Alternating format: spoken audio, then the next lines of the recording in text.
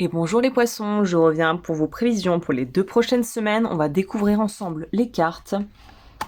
6 d'épée dans l'énergie dans laquelle vous étiez. Là où vous êtes actuellement, donc d'où vous venez, là où vous êtes, on a l'ermite.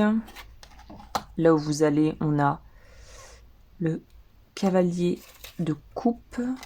Waouh, et là où vous allez, c'est... Le conseil, pardon, c'est la mort. Ok.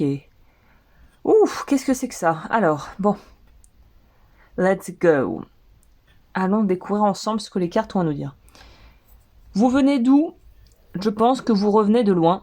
Pour parler simplement ici, le 6 d'épée, pour moi, va vraiment nous signifier qu'on s'est relevé de quelque chose de pas très sympa. Alors, je ne parle pas de santé, mais ça pourrait être de cet ordre, hein, si ça vous parle.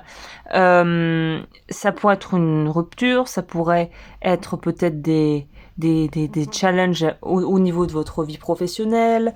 Ça pourrait être dans le couple une phase peut-être où ça tourne un peu à vide et puis finalement on a envie de se donner une chance ou peut-être de se redonner une chance et de vouloir créer quelque chose.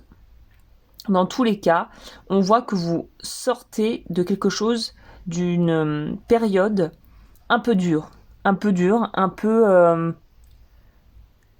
finalement un petit peu tumultueuse. C'est comme ça que je le verrais.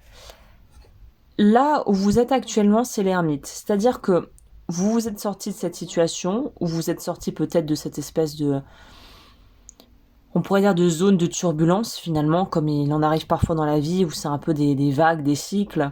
Donc là, vous êtes dans une étape où tel le petit pèlerin avec le petit berger avec son bâton de pèlerin, vous avez la lumière, vous avancez doucement, vous êtes plutôt calme. Finalement, on est beaucoup plus modéré peut-être que par le passé. Peut-être que ça pourrait nous parler de passer au stade 2 au niveau d'une forme de résilience, de guérison peut-être, c'est-à-dire au début on dégrossit, on fait le plus gros du travail, on donne tout ce qu'on a, et puis petit à petit, une fois que ça se pose, on donne plus tout ce qu'on a, mais on donne juste ce qu'il faut, et le rythme est un peu moins rapide, plus modéré, mais ça veut pas dire qu'on n'avance pas finalement. Donc c'est toujours de bon augure. Là où vous allez, c'est le cavalier de coupe.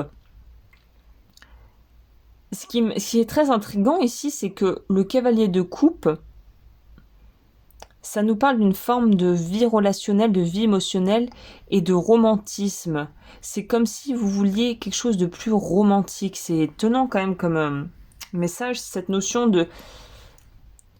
On a vécu tellement peut-être d'événements un peu lourds ces derniers temps que là, la seule chose qui nous importe, c'est un petit peu de lumière, un peu de douceur, un peu comme on regarderait une série ou un film un peu à l'eau de rose, pour un peu égayer un quotidien un peu lourd, un peu morne, ou quelque chose de presque assez adolescent ici, assez jeune.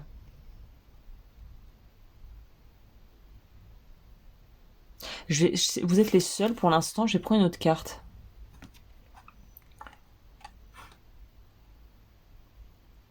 Alors, ce qui me rajoute dessus, c'est un roi d'épée. Alors du coup, je vais modifier ce que je viens de vous dire en rajoutant ça dessus.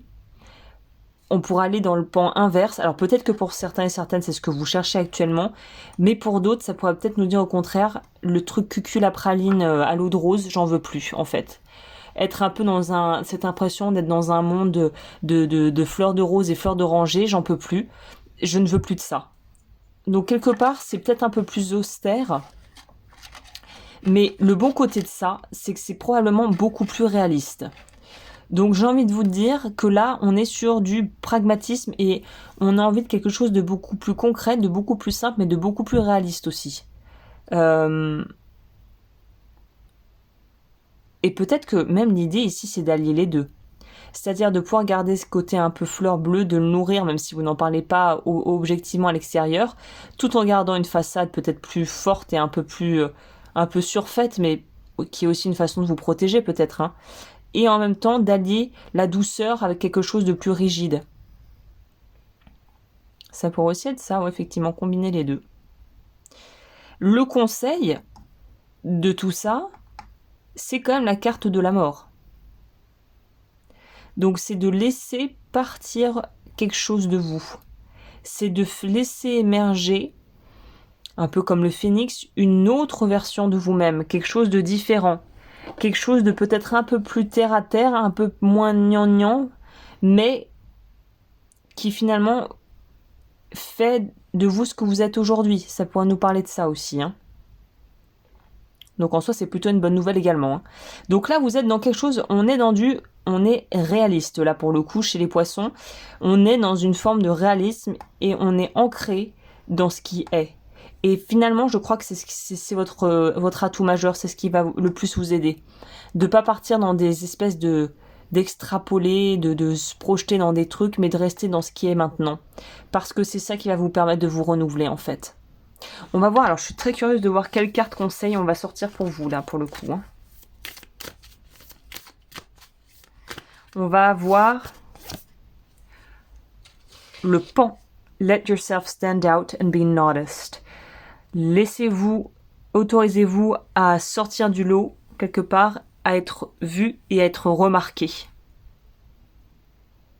Ok. Donc assumez pleinement qui vous êtes. On peut aussi transformer ça et interpréter ça de cette manière. Écoutez, super tirage, très puissant, très profond, ça dépote. J'espère que ça a pu vous aider. Si c'est le cas, n'hésitez pas, un pouce en l'air, ça m'aide beaucoup. Vous abonner, me rejoindre sur Patreon et sur YouTube. Et je vous dis à très bientôt pour de nouvelles aventures.